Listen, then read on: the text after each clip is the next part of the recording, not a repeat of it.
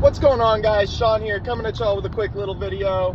I want to talk a little bit about the Birds, talk a little bit about the injury report, talk a little bit about Jonathan Gannon, the Cardinals, playoff positioning, what I think, how I think things are going to go,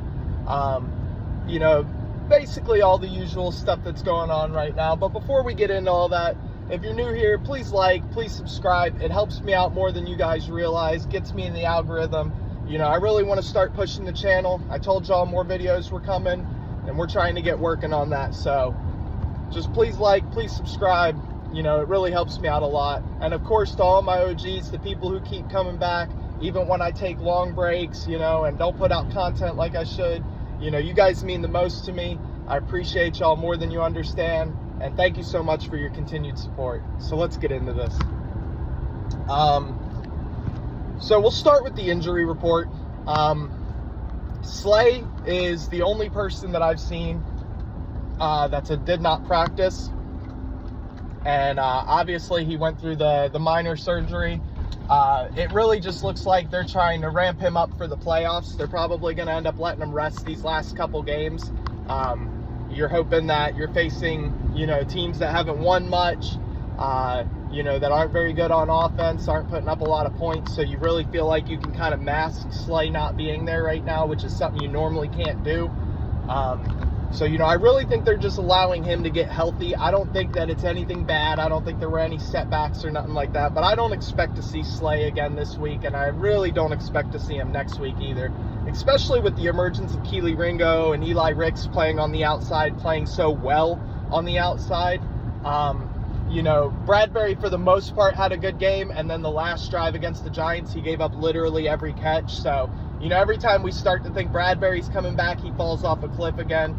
I think he's toast. I think he's got to be your backup for the playoffs. I think you have to start Kelee, Slay, Avonte Maddox if he's actually back. I haven't seen if they activated him yet, but his practice window is still open. I think those should be your guys. I think Bradbury's your backup on the outside, and then I think the guy who's been Nicole Roby-Coleman, I think it is. The slot that we signed a while back, I think he'll be your backup in the slot. And then obviously Josh Job's probably looking at getting cut soon, in all reality. He has not played well this year. He has not had a great go of it this year. We might try and stash him on IR or something. But there's really no telling there what's going to happen with him. But you really want to see Kelee continue to get his snaps. I mean, he's done nothing but good things. Yeah, he's facing inferior talent right now. But, you can only say what you see, and what I see is him doing a great job out there. Game-sealing interception at the end. Obviously, a couple guys had a shot at it. He's the one who went out there and made a play. So you love to see that, and I think he's definitely a better option than Bradbury, because Bradbury's confidence is just toast right now anyway. Also on the injury report, we were just speaking, quickly there about Avonte Maddox.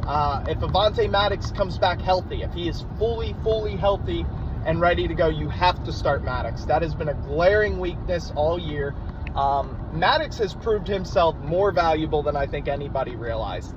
I don't think anybody knew when he signed that extension how valuable he was going to be moving forward. And, we take him for granted all the time. Yes, he's not perfect. He gives up catches sometimes, gives up touchdowns sometimes. But Maddox has been rock solid for us. He has been consistent. You know what you're going to get. And, that's just the best part about him. That's really why you want Maddox around. We have not had that consistency since he's been gone. You've got, I think it's Bradley Roby, not Coleman. Bradley Roby, Eli Ricks, Josh Job, Kelee Ringo. All these guys have kind of been thrown into the fire because of the injury that started with Maddox. You look back the first game of the year, against the Patriots, no, our defense didn't look amazing. No, it wasn't the best performance in the world, but it was solid. We had a solid start to the season. Obviously we had Nakobe Dean, and then Morrow was, I believe Morrow was playing next to him in the first game, or maybe it was Cunningham, and then Morrow came back later. I don't remember, but the first couple games of the season were solid. It felt solid, and then at some point it all crumbled. So you really hope that getting Maddox back kind of just brings some consistency back to the defense. otherwise, we're healthy. Nakobe Dean is done. He's IR'd. I don't expect to see him back, although I could be wrong. And otherwise, it looks good. Landon Dickerson should be back. He's looking like he's healthy, which, I was really surprised by Suo Opeta last week. And Cam Jurgens, looks better every week that he plays. I was really surprised how well the unit played missing Landon Dickerson, but, Landon is a game changer.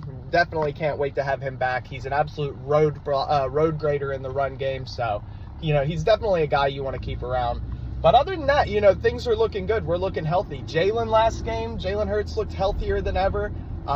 You've seen some runs from him, and some movements that you really haven't seen a lot recently because, he's been hiding in the pocket and he hasn't been completely healthy. So, it's just good to see the team get healthy again because it's the right time for it. We need this defense to get healthy and start playing well so we can make a real push in the playoffs, and I've seen good and bad. That Giants game, a lot of people are complaining about it, but, Goddard slips, which leads to a Hurts interception. Not Hurts' fault. Pick 6 makes the game close. Bradbury gives up a bunch of completions at the end of the game to give us a nice little scare. You take away those two things, and it's a totally different game. I still think offensive play calling needs some work, but, I'm really not worried about it. I expect another good performance this week against the Cardinals.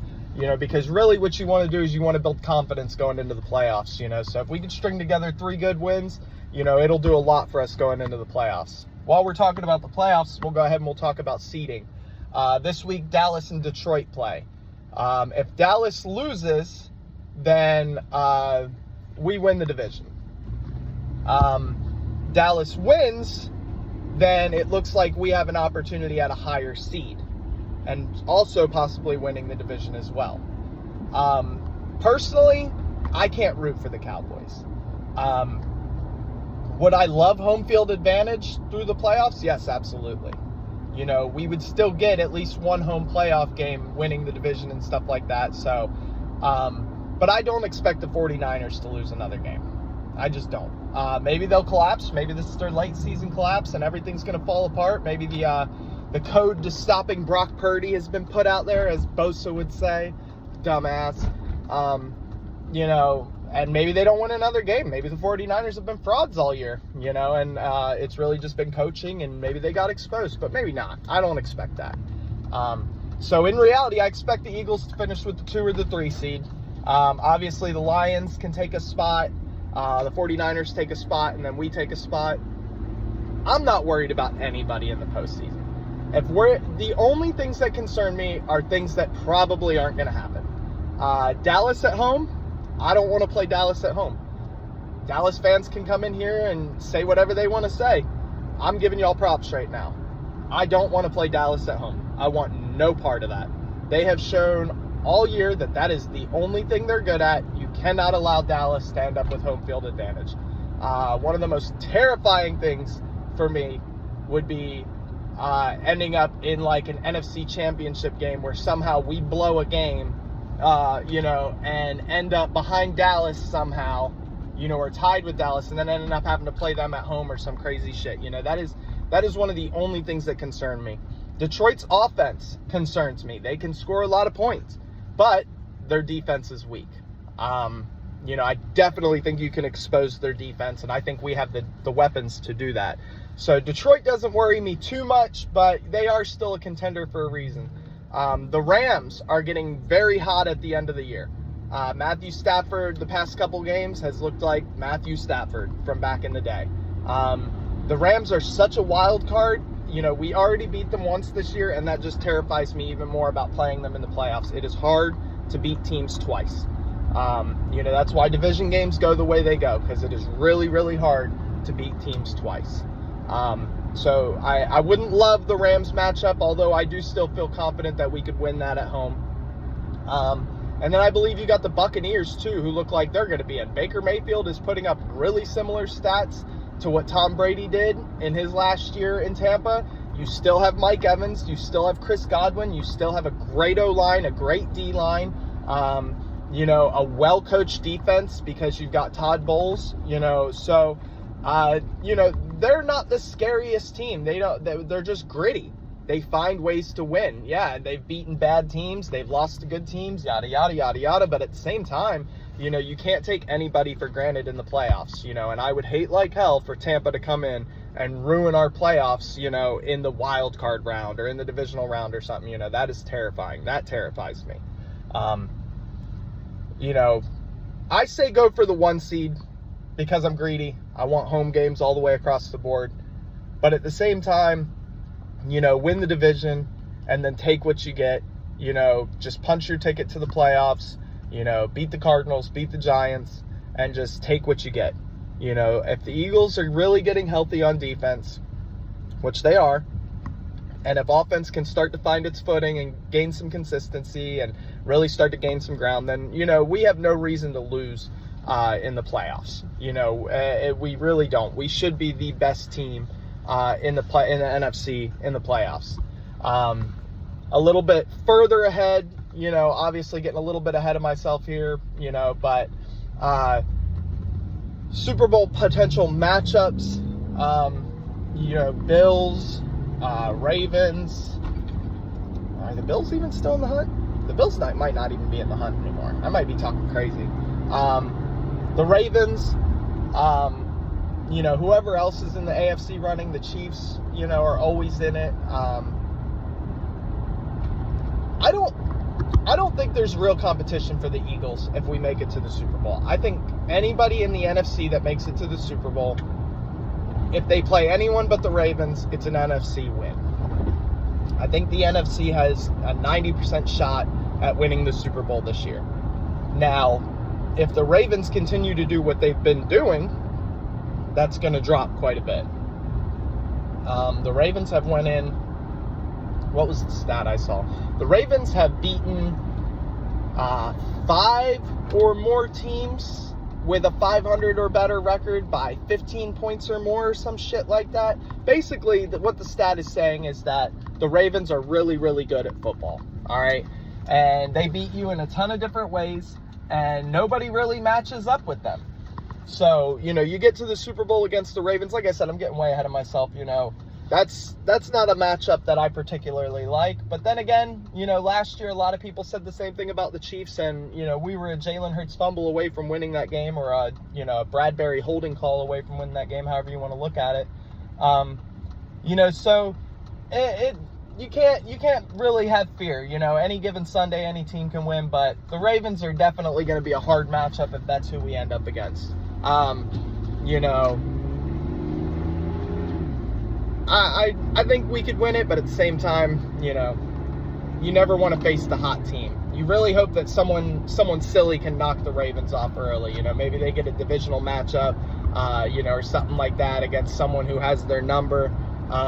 You know, maybe you get lucky, but you just never know. So, you know, I hope the Eagles can put it together. I really think they can put it together. You know, we've been getting better every week. Yeah, we went on a little bit of a skid, but 2 of the 3 games you kind of expected to lose. The Seattle game kind of lit everybody on fire, but, you know, I'm still kind of chalking that up to Jalen Hurts' flu game. You know, coaching not really doing him any favors. You know, they didn't want to go to overtime. They just wanted to win the game, you know, hoping to get a call at the end there. And, you know, it was stupid, but you can't really let your whole season hinge on that. You know, go back and watch some of the earlier games. Yeah, it's a little frustrating in games where we come out and, you know, the other team takes the lead and we got to come scraping back, you know, yada, yada. But at the same time, we're winning. You know, Philadelphia's got to understand we're winning. You know, we got to enjoy it while we can, and hopefully it keeps up into the playoffs. All right, guys, I kind of started rambling there a little bit at the end. I feel like there was more I was supposed to talk about, but that's the beauty of being back. Be putting out more videos. We're gonna have more to talk about. I remember I was gonna talk about the Cardinals, but we'll put a video out later today, maybe tomorrow, about the Cardinals. There ain't really much to say about them. You know, they got a few nice pieces on defense, obviously. I don't even know if Kyler Murray's playing or not. I haven't really looked at the injury report for them, just been kind of watching us and stuff like that. So not too worried about the Cardinals, hoping that we win by 14, you know, nice and easy, get in and out. You know, no injuries, no bullshit, no drama. Hopefully A.J. Brown starts talking to the media soon, you know, gets us out of his feelings for whatever it is. Bro, you're on the verge of hitting 1,500 yards. You're over 100 catches on the season. You know, I don't know how much better of a situation you could be hoping for. Yeah, you've lost some games you should have won, but no sense in crying over spilled milk, right? Either way, I appreciate you guys very much. Thank you so much for tuning in. Thank you for liking, subscribing, commenting. You guys are the best. Appreciate y'all. Peace.